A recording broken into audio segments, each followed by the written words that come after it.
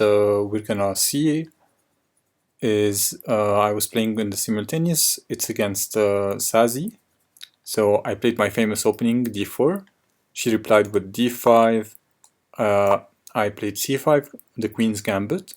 I'm inviting her to take the pawn so that I control the center with my two center pawns. Usually this is an opening that is playable even on the highest level. Whenever you give up the center, you have to keep in mind that at some point you have to strike back and take control of the center. You cannot just give it away and all of the game. So it would be like a small giveaway, but later on you're gonna have to fight for it.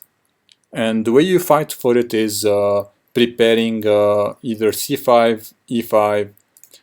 Sometimes if e5 here, there is also c6, and if you take, then you have no problem at all. Let's go back to the game. So c4, d takes c4, e4, knight c6, putting pressure on the central pawn.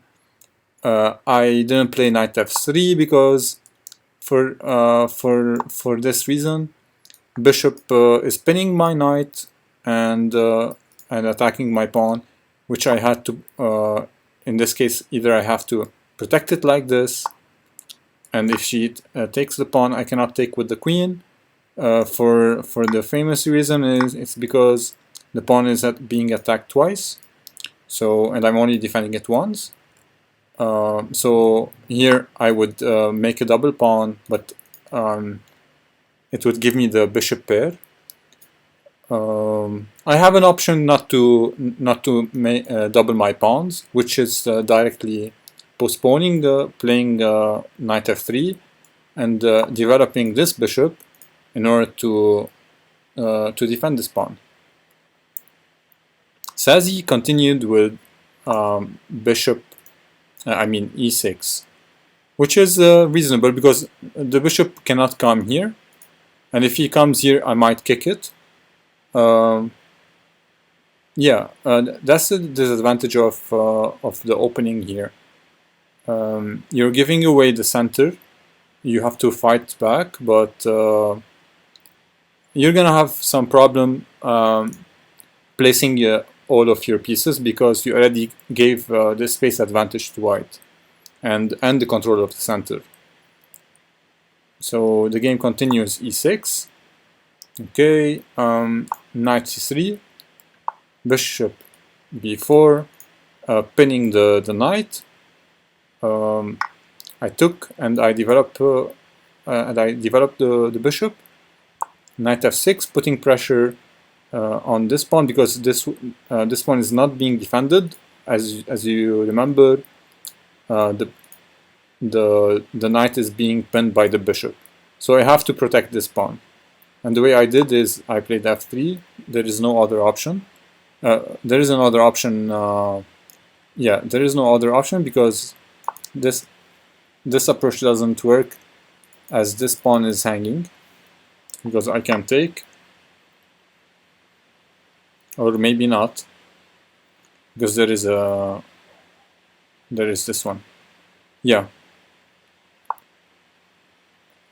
I just need to show you that here you cannot take because there is a bishop and a discovery check on the queen, and if you go back, you take the queen.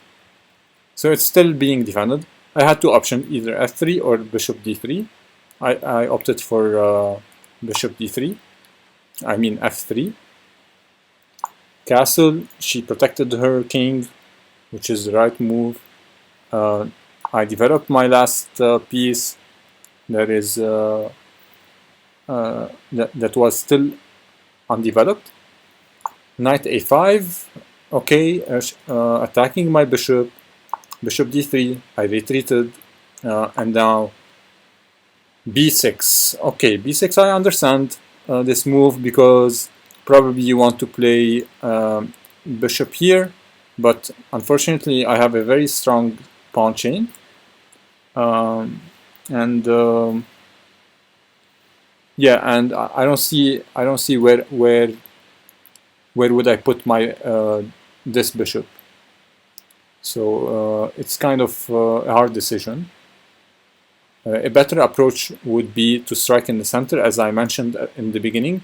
You have to play c4 at some point. You have to play either c5 or e5. If you opt for e5, then you play c6 if he advances, and if you opt for c5, then he's forced to take.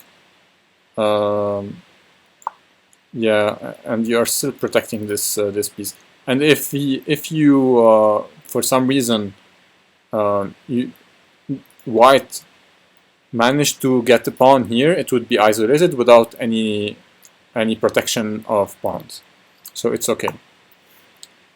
So after b6, I played a3, and then this is a mistake, a blunder, because there is a fork here directly. I saw this move, but I thought, why not first kick the knight? And here I made a blunder because instead of like kicking it and then making the fork, attacking two pieces, and then he would be forced to just sacrifice one piece for one pawn. In this case, I played directly. I got excited. I played directly e5, and now I'm winning a piece, yes, but she's winning 2 pawns instead of 1. Attacking this one twice, I retreated, exchanging the queen. I didn't. Once you are down some pieces, I wouldn't recommend exchanging pieces. So because you have 2 knights, I have 2 bishops, you have only 1 bishop, we both have 2 rooks. Bishop a6, okay, I like it, why not? I felt the bishop on this diagonal is very strong, so I directly blocked it. So knight c5, attacking the bishop and the pawn. I retreated, I protected the pawn, and just defending my position for now. And I still want to eat this hanging bishop. Okay, knight e3. Sazzy wanted to give me an early birth gift, so she gave me first the knight, which I gladly accepted, and then she's too generous. She offered a rook, and gave me another gift for my birthday, which I gladly accepted, and then rook d7. Once I have material advantage, it's to my benefit to make exchanges, and that's what I did. Knight b5, attacking those two. c5. I took the pawn. Now I have a pass pawn, which is a very dangerous pawn. c4, trying to do some counterplay. Knight b5, and now I have I can support my pawn with my knight. Knight e5, trying to make some crazy moves, or maybe additional gifts for me. So I took this pawn. At this stage of the game, it's pretty obvious that I'm winning, and it would be really hard for me to lose. So check. Since the knight can do a lot of maneuvers and he's tricky, I said, yeah, let's exchange it. She's attacking my knight now. I played knight e4, e5, attacking it more.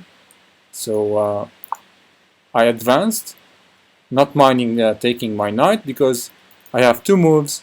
I'm 1 move to promoting. I need to play knight c5, protecting the square, and then I can promote.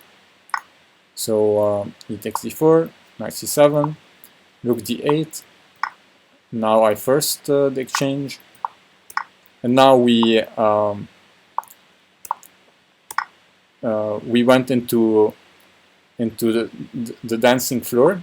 So the knight wanted to come into the middle, g5, and I'm restricting it, and I want to just checkmate her, g4, so check, I picked the pawn, takes, king e6. Now I'm just like trying to checkmate her with those pieces. So h4, king e4, let's dance, king d6, rook, check, knight, and then we check again. I advance my king. Now I advance once again. Okay, the only escape square is this one, so I made sure to cover that. Bishop e7, bishop e5, sorry, h3, and then checkmate. So we learned in this game that whenever you give away your center, you have to strike back at some point in the game. And if you don't, you would be giving away the center and some space advantage, which will crumble the position of your pieces. And that's not good in chess.